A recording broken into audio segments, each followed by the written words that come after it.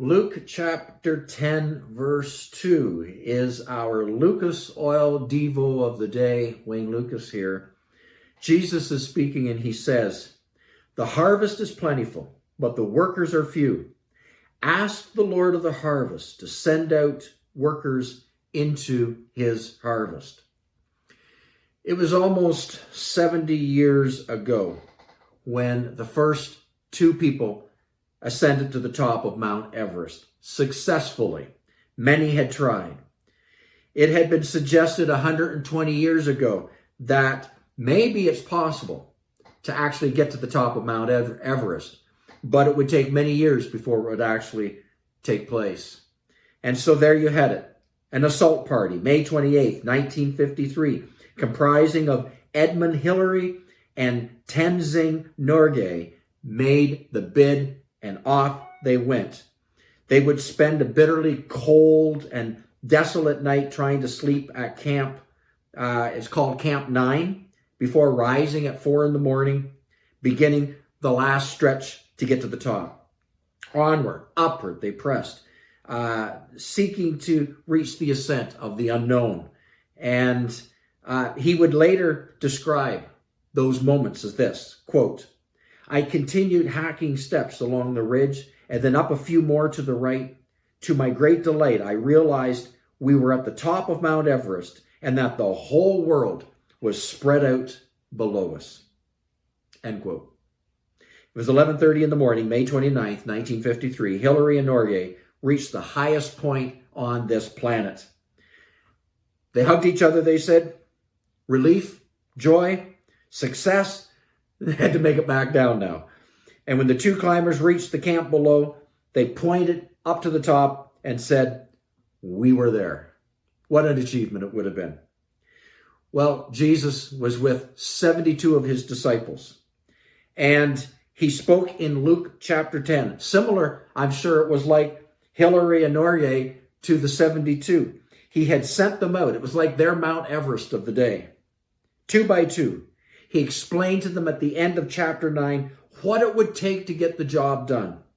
It would take total commitment to Jesus, total abandonment to the earthly things and ties, total focus on the task. And then Jesus sent them out. He gave them instructions, and there's 6 basic instructions, and these instructions stand true to today. Number 1, he said, be harmless. Don't be like wolves. Be like lambs. Innocent to fighting. Helpless. If need be, turn your cheek. Be harmless.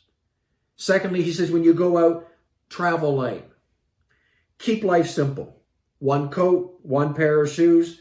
Focus not on greed. Focus on maybe what you can give away. Thirdly, he said, proclaim peace. The first words from your lip should not be words of strife or conflict, but words of peace. Be a peacemaker. Fourthly, he said, model contentment. Be content with where you are. Accept what you get.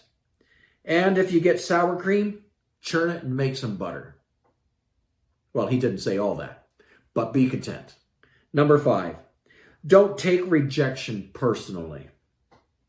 When people reject you, and they will, remember, they're really rejecting Jesus. So relax. Jesus can handle it. And 6, focus on Jesus, not yourself. Do what Jesus would do. Heal the sick, share the good news, be an ambassador, stay focused. So they did it. And they came back. And they rejoiced. It was the mountaintop experience. I'm sure they locked arms, they high-fived, they danced together. It worked. And Jesus then spoke to them, it's only the beginning. In the future, you will walk in my name. You will do things in my name. You are secure in my name. Your names are written in the Lamb's book of life. And then Jesus would turn aside in chapter 10, and he would give worship to his Father, thanking his heavenly Father that the disciples caught the vision. I hope that he can give thanks for us as well. May we catch that vision. The vision is the harvest is plentiful. The workers are few. So ask the Lord of the harvest, let's put our name in there. Ask the Lord of the harvest, therefore, to send me, you, into the harvest field today, that we might celebrate. Send me is our prayer. Let it be. Thank you for joining me.